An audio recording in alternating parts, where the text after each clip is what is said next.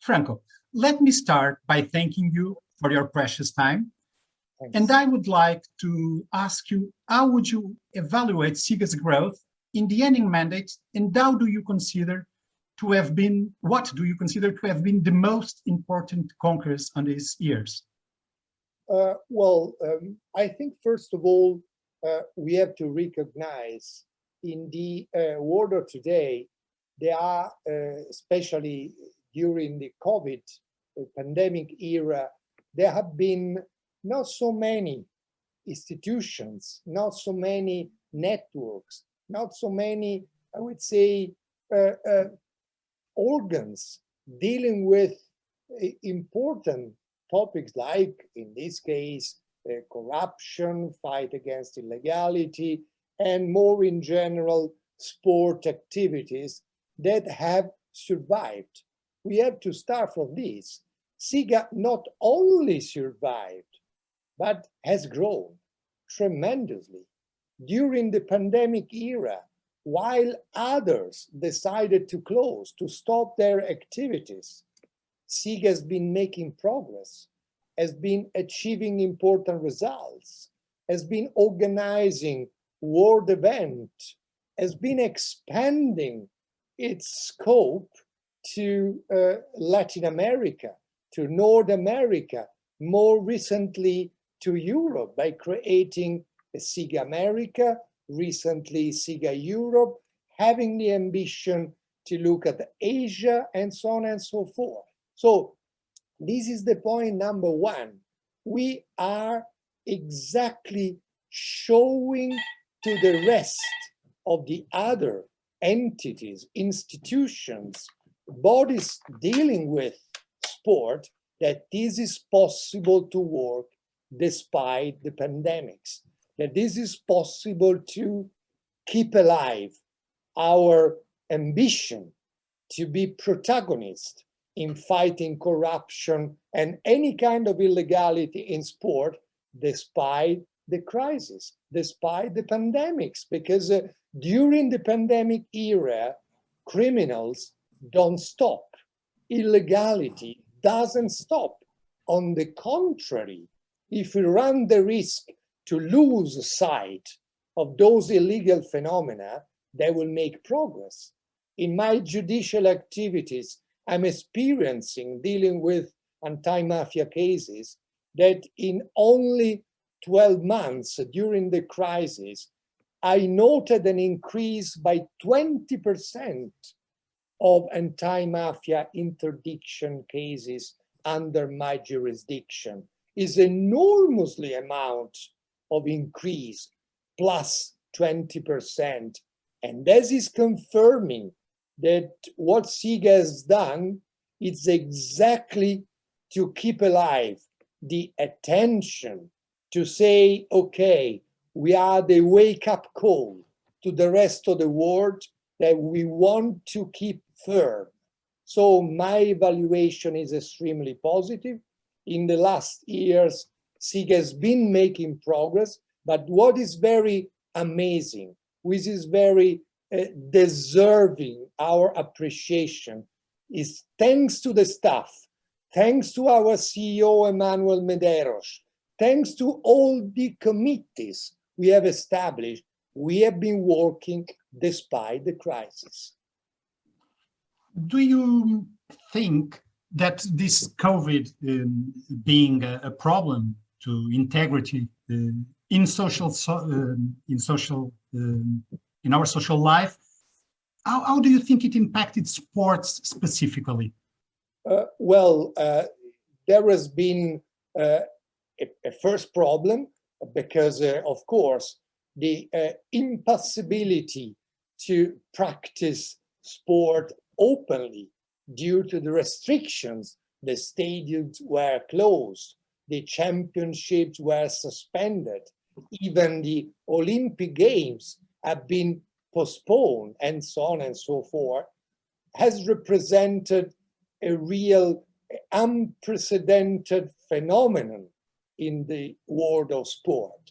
But I think, in my personal opinion, COVID had a more dangerous impact, because COVID obliged millions and millions and millions of young athletes to stay at home, to be prohibited from training, from going to train, to participate to local, to regional, to national competitions during months and months. So in many cases, what is absolutely important to me is the sport of the younger generation. This basic sport has been suspended, has been blocked. And how many young athletes did we lose because of that? They said, okay, we are out of training. We are unable physically to compete again when it was possible again to compete and to practice sport. This is the first element.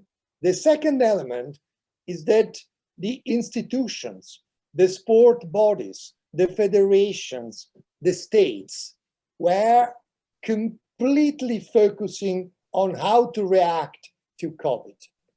There was a risk to lose sight on phenomena growing behind the scene.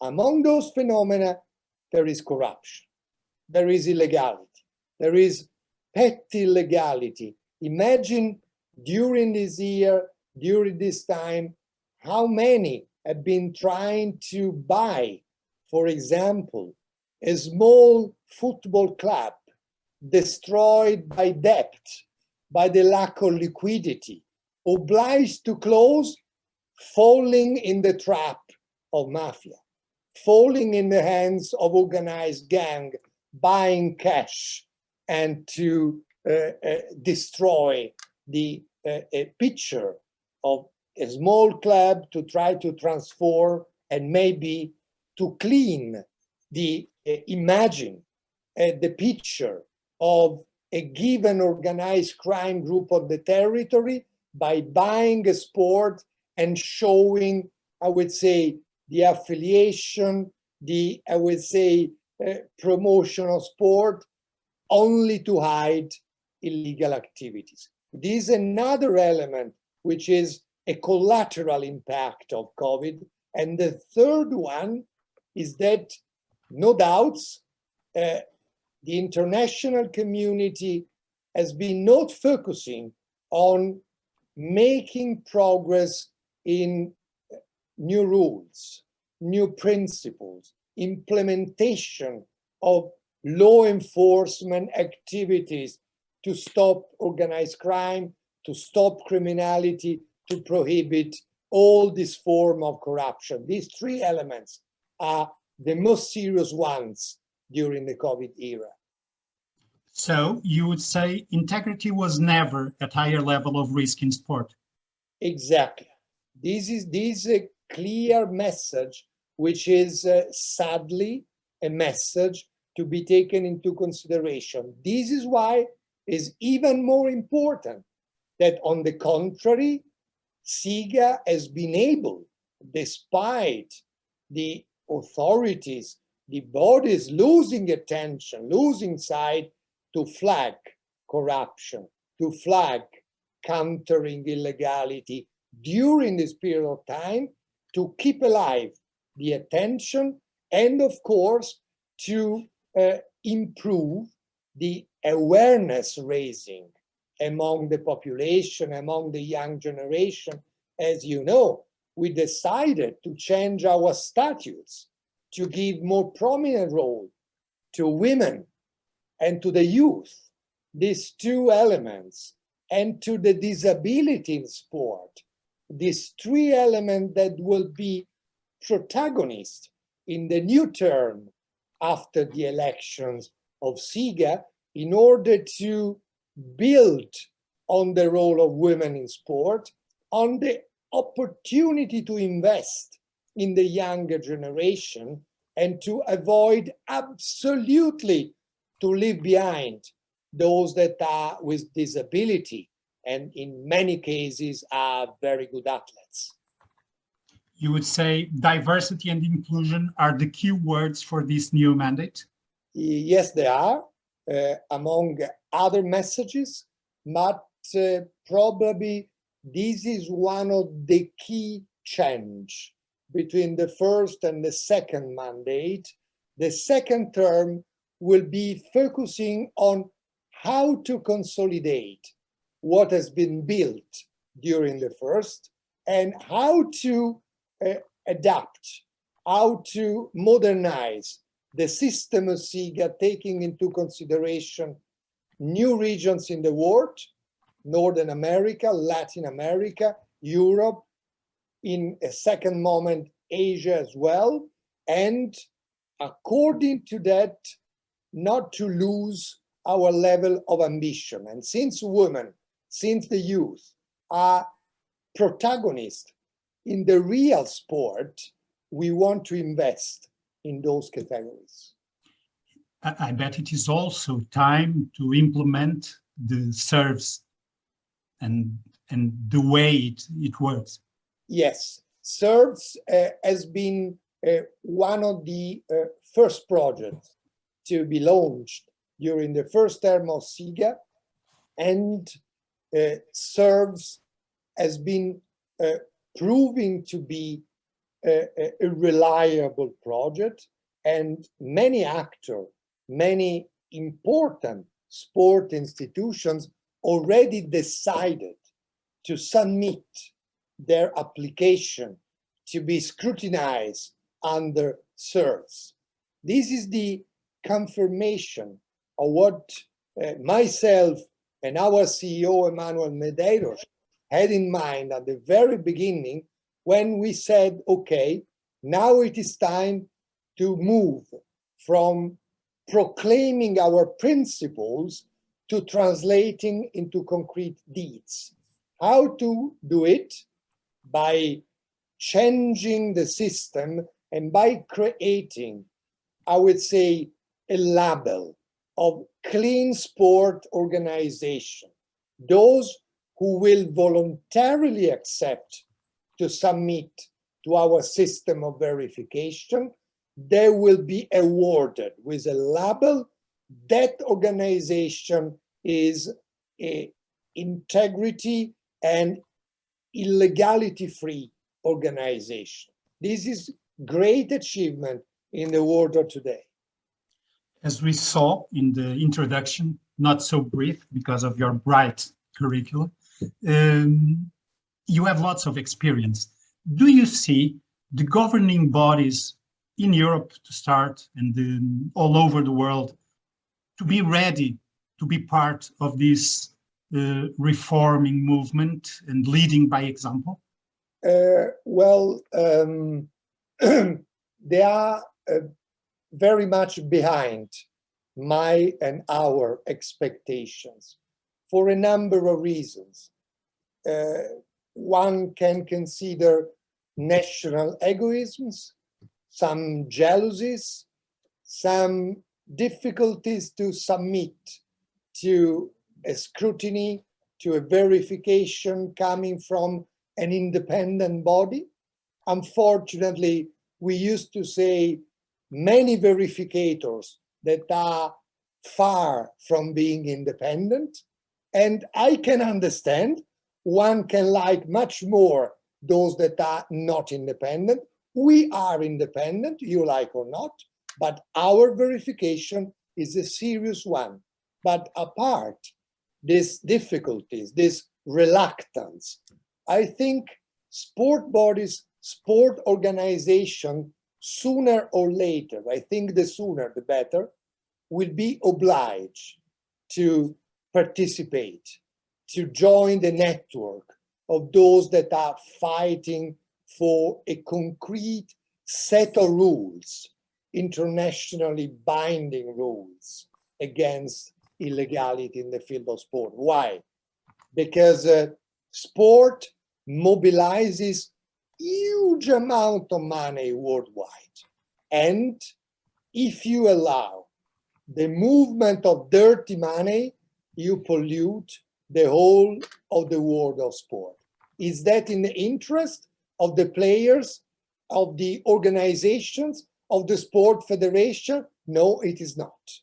And this is why, for example, I would say, important actions in the direction of a better and stronger fair play rules, for example, in the field of football, by changing the system, allowing uncontrolled huge amount of money flowing to artificially keep alive clubs or other bodies.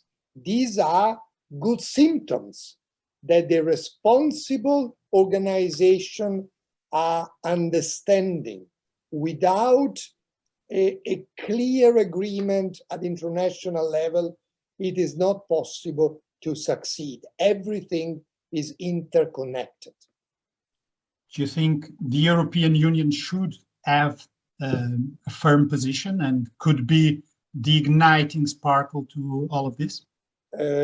Much more than in the past. We are very happy that European Commission accepted to sign a memorandum of understanding with SIGA, because European Commission appreciated what SIGA is doing, what SIGA will be doing. I think it will be, having been Vice President of European Commission, a very important field of activity where Europe can make its voice heard. That could be a great achievement for the rest of the world, of course. Can we say that the governing bodies that will take the lead, the sports governing bodies that will take the lead on this, will reap the finest results and make obvious to everyone that the SIGA universal standards are the solution, not only for cleaner sports, but also for a better society?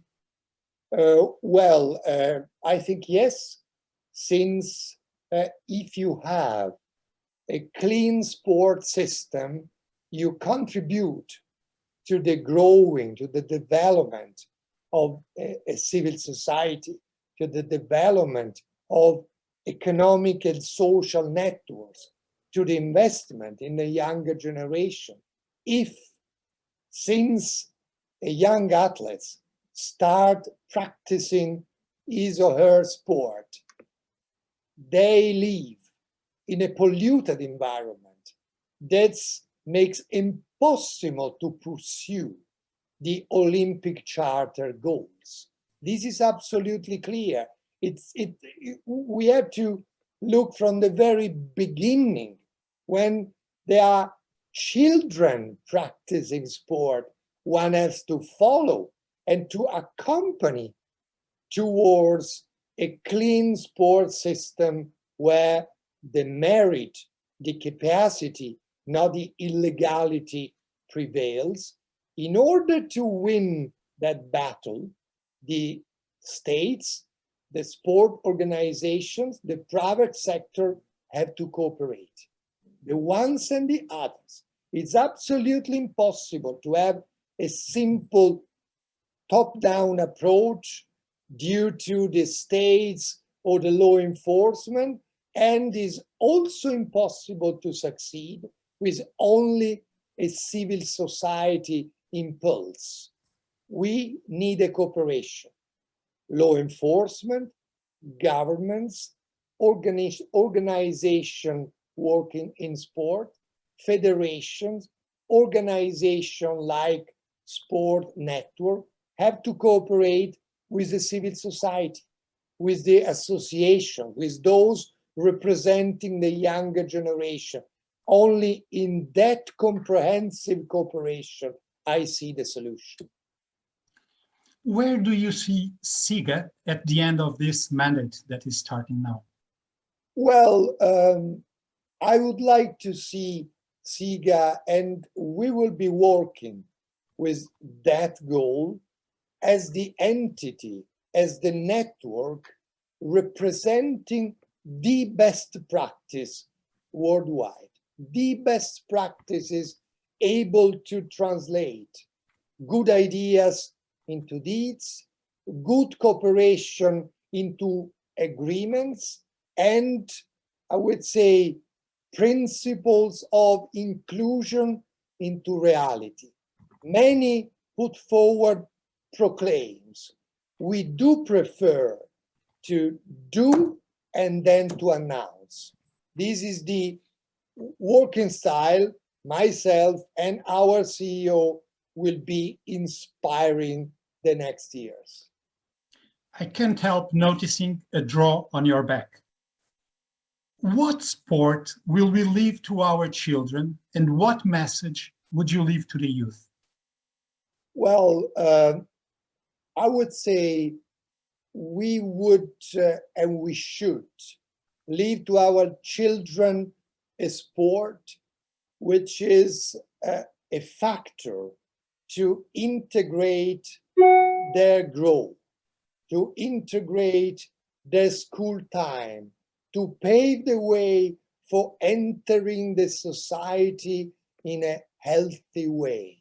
When a child is capable to compete loyally by respecting the rules since he is 4 years old, that guy, we will be growing, entering the society as a good citizen.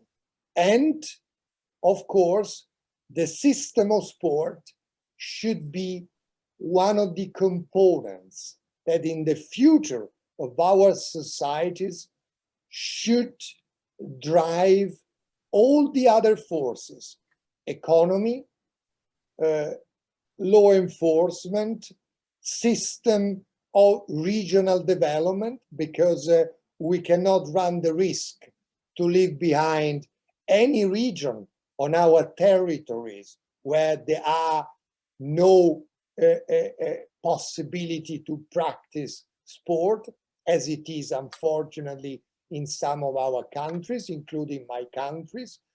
Big efforts are needed in the south of Italy, for example, in order not to leave the children in the hands of the early criminality, just to be clear. And I would like to leave to our children a sport which is a system, a way to form our personality. I see when one has a past or a present as an athlete or as a practicing loyally a sport, it can be a better citizen. This is my opinion. I believe everyone would have his own way of expressing or describing what is integrity. I think you just did it perfectly. A final word on the coming Sport Integrity Week. What do you expect from this second edition, and why is it so important to the SIGA? Well, it is so important because we will take in September a full week to integrate points of view, different actors, different opinion, and of course, try to come to concrete proposals. This is the characteristic of this sport week, not just meeting for the sake of meetings, but meeting for promoting at the end of every panel at least one concrete proposal. What to do on this, what to do on women, on what to do on the inclusion, what to do on better cooperation between private sector and law enforcement, how to include states, body organization in sport, and companies that can help, can support, and help sport to progress in the legal way. All those topics will be dealt with during our week in September, and this is the characteristic. It is not a parade. It's a number of concrete working sessions to discuss and to put forward the proposal. This is the difference between our working style, our method and the one of those that prefer just to meet, to discuss. To discuss to have no results, for me, is a waste of time. And we have to invest very well on our time by focusing, first of all, on results. Franco, I want to thank you again for your time and want to wish you the best of success in this mission, because your success is our success, and this is the world's success to have a better society and better sports. Thank you very much. Many thanks. And many thanks. let's do it, as I say.